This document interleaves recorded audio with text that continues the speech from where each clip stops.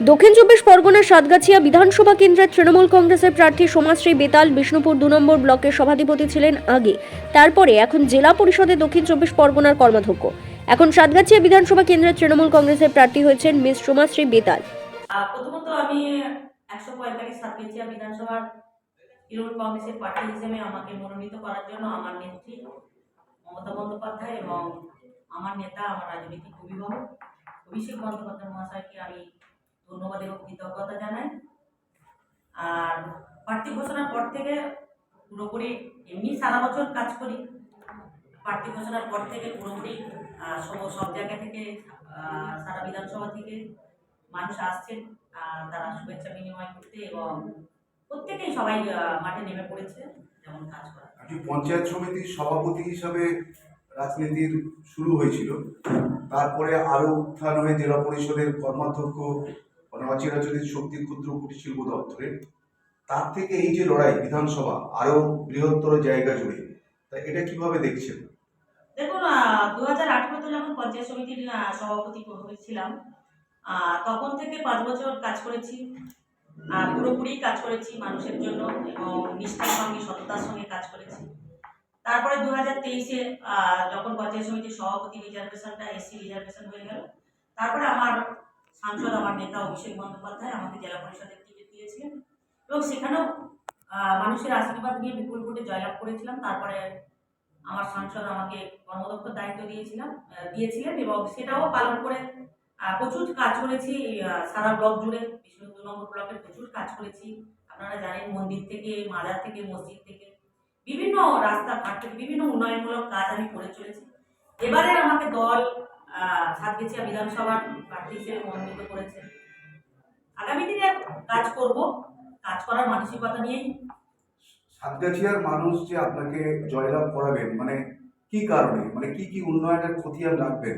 দেখুন, প্রথমত আমরা যে দলটা করে আমাদের তৃণমূল কংগ্রেসের আমাদের জননেত্রী মাননীয় মুখ্যমন্ত্রী মমতা বন্দ্যোপাধ্যায় এই যে 2011 সাল থেকে এই 15 বছর প্রায় 70-80টার বেশি প্রকল্প মানুষের বাড়িতে বাড়িতে পৌঁছে দিয়েছেন।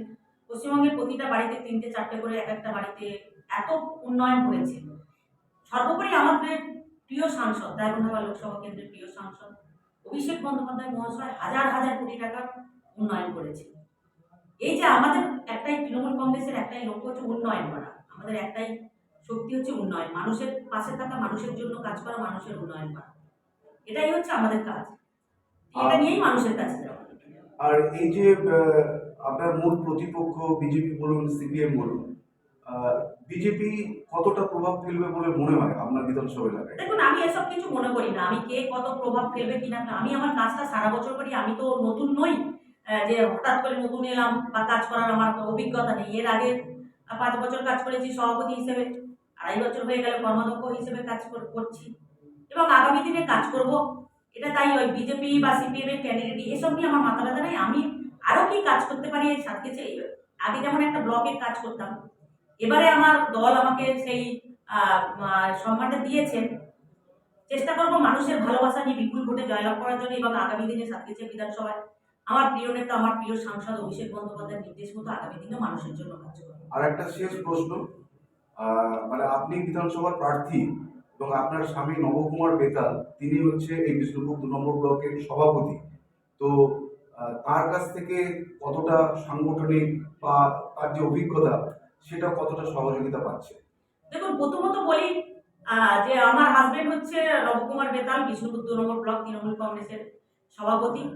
আমার যে এই জায়গাটা, এই রাজনীতিতে আসা, তার কাছেই আমার হাতে খড়ি। তার আশীর্বাদে, তার সহযোগিতা না হলে হয়তো আমি এত মানুষের জন্য কাজ করতে পারতাম না।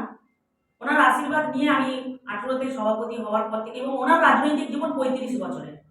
35 বছর তখন কংগ্রেসের আমল থেকে বজবজ 2 নম্বর ব্লকের উনি নেতা ছিলেন। সেই থেকে 35 বছরের রাজনৈতিক জীবন। আমার শ্বশুরবাড়ি পুরো কংগ্রেসের আমল থেকে রাজনীতির সঙ্গে যুক্ত। তা সেখান থেকে নবকুমার বেতাল এই বিষ্ণুপুর 2 নম্বর ব্লকের সভাপতি এবং আমার পুরোটাই রাজনৈতিক জীবন তো ওকে দিয়েই। এবং এই যে বিষ্ণুপুর 2 নম্বর ব্লকে সাংগঠনিক দিক থেকে সবটাই তো নবকুমার বেতাল করছেন এবং তার সহযোগিতা ছাড়া আমার এই জায়গাটা হয়তো আসা সম্ভব হতো না। সাতগাছিয়ার জনগণের উদ্দেশ্যে কি বলবেন আসন্ন বিধানসভা উপলক্ষে? অবশ্যই সাতগাছিয়া জনগণের কাছে আমার একটাই আবেদন থাকবে, আপনারা আমার ঘরের মেয়ের মতো, ঘরের দিদির মতো, ঘরের বোনের মতো। আপনারা এর আগে বিষ্ণুপুর 2 নম্বর ব্লক থেকে আপনারা আমাকে আশীর্বাদ করেছিলেন, সভাপতি হিসেবে আপনাদেরকে পরিষেবা দিয়েছি, প্রচুর কাজ করেছি।